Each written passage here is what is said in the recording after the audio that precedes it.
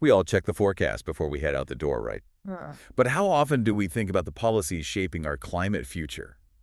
Well, today on Meteorology Matters, we're diving into a real political storm brewing around the Inflation Reduction Act, the IRA, the Yeah. one that was supposed to tackle climate change with these huge investments in clean energy. But with President Trump back in office, things have taken a sharp turn. Yeah, it's really something how a shift in the political landscape can have an immediate impact on initiatives already underway. President Trump's day one executive order basically put a screeching halt to those IRA funds. Wow, that's a plot twist. It gets even more interesting. This isn't just affecting those environmental programs. Trump's administration has also frozen some initiatives that got their start with the Bipartisan Infrastructure Law back in 2021. Remember that plan to build out those electric vehicle charging stations along highways nationwide? Right. That's at a roadblock, too. States and organizations that were really counting on this funding are in total confusion. Yeah, it's a real head scratcher, a clash between legal commitments and political agendas. We're talking billions of dollars in grants that were already awarded. Organizations moving forward with plans, hiring staff, launching projects, all based on those promised funds. So let's break it down. How much money are we actually talking about here? Well, our analysis shows that out of the $50 billion in IRA grants awarded, only $18 billion have actually been paid out. That leaves a pretty significant $32 billion in a very precarious position, susceptible to being frozen or potentially clawed back. And the largest portion of that unspent money, about $20.5 billion, is sitting with the Environmental Protection Agency. Wow, that's a lot of money. And it's not just numbers on a balance sheet, right? We're talking about real-world projects, actual jobs, and communities now facing the consequences of this political maneuvering. We're going to be looking into some pretty compelling stories. Nonprofits forced to lay off employees, pollution reduction efforts stalled, and even programs for replacing lead pipes facing an uncertain future. Exactly. It's also important to consider a bit of a paradoxical situation that has emerged here. Despite the Republican Party's really vocal criticism of the IRA, even calling it a green new scam, the evidence paints a bit of a different picture. Surprisingly, a whopping 80% of private investments triggered by the IRA have actually landed in Republican congressional districts, sparking a pretty substantial manufacturing surge in those areas. Hold on. So we have Republican lawmakers in a bit of a pickle here. Yep. They're aligned with Trump's agenda, but they're also witnessing job creation and economic benefits in their own districts, thanks to this very law they oppose. Yeah, it's a tangled web, and it's playing out in very real ways. Let's dive into some specific examples to really see how this funding freeze is impacting communities. Okay, let's start with Thrive New Orleans. This nonprofit was doing some really incredible work, educating communities, many of them low-income and minority neighborhoods, about climate change, how to prepare for extreme heat and flooding. He got a $500,000 grant, made plans, hired staff, and then boom, the rug was pulled out from under them. It's a tough blow. The executive director of Thrive New Orleans was quoted saying, "We can't even meet payroll. We're facing the possibility of shutting down our programs, which means having much less of an impact. It's directly hurting the very people we promised to serve. They've already had to let go of some staff, and the future of the organization is hanging in the balance." It's a harsh reality check. Reminds us that these policy decisions have a very real impact on people's lives. And it's not just nonprofits feeling the pressure. The South Coast Air Quality Management District, they had ambitious plans to tackle air pollution coming from all that truck traffic at ports, often called diesel death zones because of the health risks to surrounding communities. They were awarded a pretty substantial grant, $500 million, to replace diesel-powered trucks with electric ones and install charging stations. This project was designed not only to reduce greenhouse gases, but also to improve public health. Right. It was a major step towards tackling one of the nation's most pressing environmental challenges, and now it's in a holding pattern. That grant has basically disappeared from the federal payment system, leaving officials deeply concerned about potential repercussions, not just for manufacturing jobs, but also for the health of communities near those ports. And then we have the story of Democracy Green in North Carolina, a mother-daughter team working tirelessly to bring clean water access to low-income communities. They received a $20 million grant to replace lead pipes. Absolutely essential project to safeguard the health and well-being of those vulnerable populations. Now they're in this nail-biting wait to see if their funding will actually come through. Especially stressful because their program is set to launch in April. Without that funding, their efforts will be severely hampered. Yeah, the potential health hazards tied to contaminated water, especially for individuals with pre-existing conditions, those undergoing dialysis, for example. It's deeply worrying. Lameshia Whittington, the daughter, put it quite powerfully. She said, "It would be a grave injustice if our communities are denied this support. We are dealing with third world infrastructure here. This isn't a matter of, oh, it would be nice if it happened. This is critical. People's lives depend on it. We have dialysis patients who are afraid to even take a bath because the water is so contaminated." Yeah. It's a powerful reminder that this goes beyond politics and budgets. We're talking about people's health and their fundamental right to clean water. Now, amidst all this turmoil, there have been some legal challenges, haven't there? Absolutely. There's been pushback against Trump's executive order. A federal judge has ruled that he must release at least some of the funds. However, this ruling doesn't apply to all programs, and the legal battle is far from over. Both the EPA and the Department of Energy still retain the ability to implement the executive order, which creates ongoing uncertainty for those who have been awarded grants. So it's a bit of a mixed bag. Some funds are being released, but many others are still frozen, leaving organizations and communities kind of hanging in limbo. It's a multifaceted situation with a lot of moving parts. And to add another layer of complexity, there's been a rather unexpected turn of events involving the EPA. Okay, this is where it gets interesting. The EPA has actually unfrozen some of the delayed funds, but not all of them. Exactly. And this partial unfreezing has introduced its own set of obstacles. For example, the EPA announced that they were resuming the flow of grants for certain programs under the Infrastructure Law, including the Solar for All program, which focuses on installing solar panels in low-income communities. Okay, that sounds positive. Is there a catch? You bet there is. While some funds are moving again, the situation remains incredibly volatile. Grant recipients, like the Washington Department of Commerce, are finding that their access to funds is fluctuating almost daily, making it really tough to plan and move forward effectively. Yeah, I can imagine the frustration. You think you're finally back on track, and then suddenly you're facing yet another potential obstacle. It's completely understandable that people are feeling anxious and uncertain about the future. Absolutely. And the unpredictability doesn't stop there. Another unexpected consequence of this executive order was the initial blockage of funds from the Low-Income Home Energy Assistance Program, LIHEAP. Wait, LIHEAP, the program that helps millions of vulnerable households, especially during those extreme weather events, pay their heating and cooling bills. That's a vital lifeline for so many families, particularly in colder states like Minnesota. Yeah, exactly. And while the technical issues that initially blocked those funds have been resolved, this incident really highlights just how far-reaching the impacts of this executive order can be. It's not just about climate initiatives. It's about essential programs that help people meet their basic needs. It really does bring us to this broader question about the future of clean energy investment in America. With all this political back and forth, what kind of message does this send to investors and companies who are considering getting involved in this sector? Well, without a doubt, it creates a chilling effect. The uncertainty, the potential for policy reversals make it a much riskier proposition for companies to invest in new projects, especially ones that require that long-term planning and depend on government support.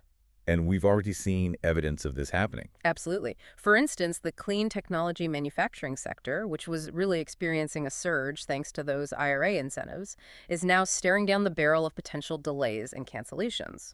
Research firm Bloomberg NEF predicts that more than half of the clean technology factories slated to come online in 2025 could be impacted. And it's not just those land-based projects feeling the squeeze.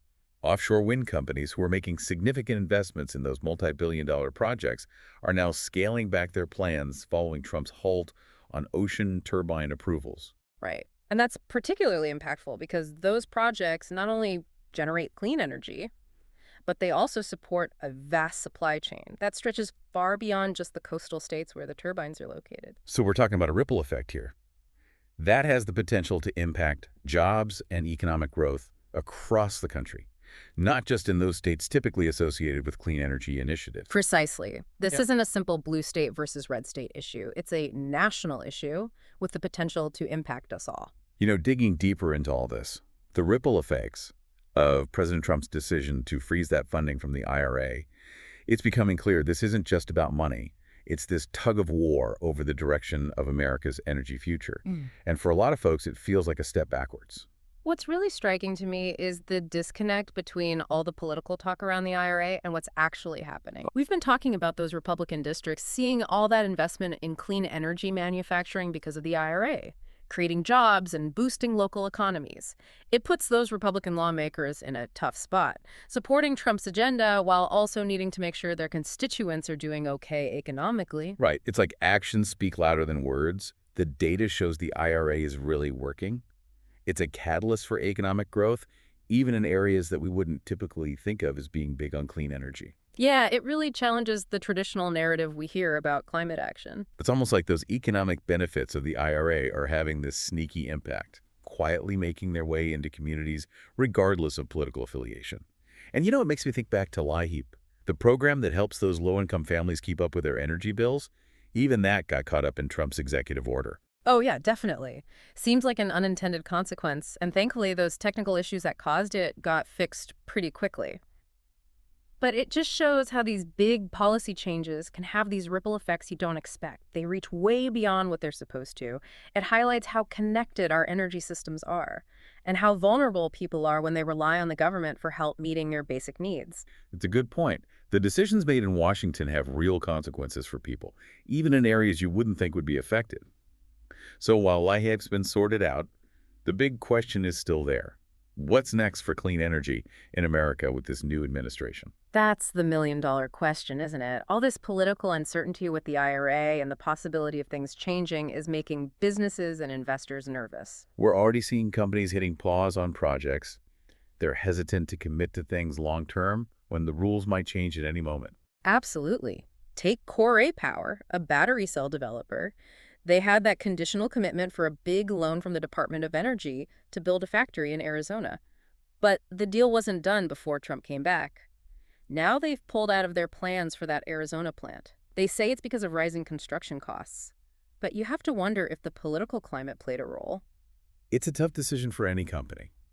But when you think about the possibility that policies could change and wreck your whole business model, it makes it even tougher. Yeah, it really shows how important it is to have some stability, to be able to predict what's going to happen when it comes to investment and innovation, especially in clean energy, which is still pretty new and changing all the time. And it's not just about individual companies making those tough calls. This uncertainty could affect the whole clean energy sector. It could slow down our transition to a more sustainable future. That's something a lot of people are worried about, even some in the Republican Party who see the economic potential of clean energy. We've actually seen some Republican lawmakers quietly working to protect those clean energy investments in their districts. They see the jobs and economic growth those projects can bring. It seems like more and more people are realizing clean energy isn't just about the environment anymore. It's about economic opportunity, energy independence, and in the end, it affects all of us no matter what our politics are. That's a really important point. When we only think about climate action as environmentalism, it can be limiting. But when we start to see those connections between clean energy and jobs, energy independence, and building a stronger economy, it makes it more appealing and opens up the chance for people to work together across party lines. It gives me some hope. Even with all the political stuff going on, there are people out there trying to find common ground and move forward on climate action. They get how important this is. They're focusing on those economic opportunities that come with clean energy, trying to appeal to both sides, and showing that a sustainable future can also be a prosperous one. And it's not just politicians and businesses. Consumers are demanding cleaner and more sustainable products and services. That's pushing companies to change the way they do things. That consumer pressure combined with the economic incentives from policies like the IRA really creates a powerful force for change. Yeah, it's a reminder that we all have a part to play in creating the future we want. From the decisions being made in Washington to the choices we make every day, everything we do has an impact. Absolutely. This move to a cleaner, more sustainable future isn't going to happen overnight. There will definitely be challenges along the way. But if we understand how connected everything is, our energy systems, our economy, and our environment, and if we're willing to work together even with our political and ideological differences, we can create a future that's both sustainable and prosperous. Well said. But we're still left with that question. How will this political battle over the IRA and clean energy funding play out in the long run? Well, that's what we'll be looking at in the next segment. We'll take a closer look at the legal challenges that are going on, the possibility of these policies changing, and what it all means for the future of clean energy in America. Stay tuned. We've really been digging into this political battle over funding for the Inflation Reduction Act, and it's obvious the stakes are high. It's not just the environment anymore. It's the economy, it's jobs, it's the future of so many communities across the country. Yeah, it feels like we're at a real turning point here. On the one hand, you've got the Trump administration pushing to scale back what they see as too much spending on climate stuff. They're calling it a burden on businesses and a waste of taxpayer money. And on the other side, are the folks who see the IRA as this really important investment in a cleaner and more sustainable future. They say it's creating jobs, boosting the economy, and tackling climate change. And caught in the middle are the states, the organizations and the people dealing with all the uncertainty and disruption from this funding freeze. They're left wondering if everything they've worked for, the projects, the jobs, the progress they've fought for, will all be sacrificed. It's frustrating. But even with all the chaos and confusion, there are some signs of hope. Legal challenges to that executive order are going through the courts, and some judges have said the administration has to release some of that money. Right, these legal battles are definitely not over. And we don't know what's going to happen in the end. But these challenges show that a lot of people are pushing back against the administration trying to basically go around Congress, who, remember, passed the IRA with support from both parties. And it's not just about legal stuff. There's a growing movement in the business world, with a lot of people saying we need to keep investing in clean energy. They're seeing the economic benefits. Yeah, we've seen it firsthand. Solar energy executives meeting with lawmakers to talk about how many jobs their industry can create.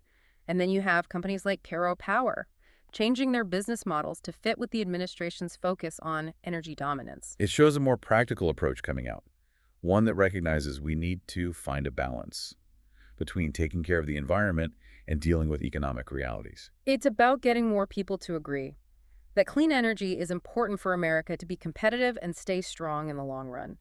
The world is moving towards a cleaner energy future, and the United States can't afford to be left behind. It's a good point. Climate action isn't just about saving the planet. It's about creating a strong economy that can do well in the 21st century. And at the end of the day, it's about leaving a better world for our kids and grandkids.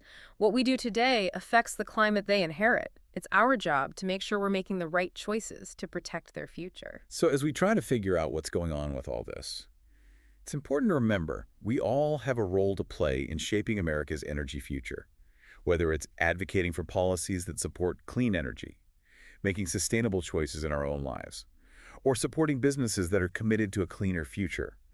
Every action makes a difference. The transition to a more sustainable future won't be easy, and we're definitely going to run into challenges along the way. But by working together, embracing innovation, and keeping our eyes on the prize, we can create a future where a strong economy and a healthy environment go hand in hand. That's a vision worth fighting for. And we'll keep following this story, bringing you the latest developments and insights as they happen. Thanks for joining us on Meteorology Matters. And don't forget to follow meteorologist Rob Jones on Instagram, Meteorologist, on TikTok, TV Meteorologist, and on YouTube, follow Rob Jones Hurricane, where you can also find the Meteorology Matters podcast playlist. Until next time, stay informed and stay engaged.